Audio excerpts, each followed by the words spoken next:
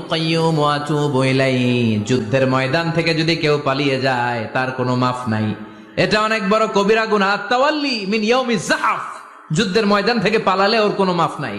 বিশ্বনবী বলেন, যুদ্ধের ময়দান থেকে পালিয়ে এসেছে কোন মুসলিম সৈনিক, সেও যদি এই আস্তাগফিরুল্লাহ আল্লাযী লা ইলাহা ইল্লা হুয়াল হাইয়ুল কাইয়্যুম ওয়া আতুবু ইলাইহি মন থেকে পড়ে, তার জীবনের গুনাহ আল্লাহ মাফ করে দিবে।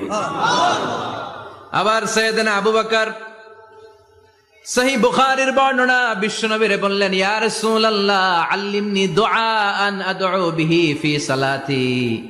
ও নবী, আপনি আমারে এমন একটা দোয়া শিক্ষা দেন যেই দোয়াটা আমি নামাজের মধ্যে করব। বিশ্বনবী বললেন, তুমি নামাজের মধ্যে পড়ো, আল্লাহুম্মা ইন্নী যালামতু নাফসি যুলমান কাসীরা ওয়া লা ইয়াগফিরুয যুনুবা ইল্লা আনতা ফাগফিরলি মাগফিরাতাম মিন ইনদিকা ইন্নাকা আনতাল গফুরুর রহিম। সুবহানাল্লাহ। এটারে আমরা বলি দোয়ায়ে মাসুরা।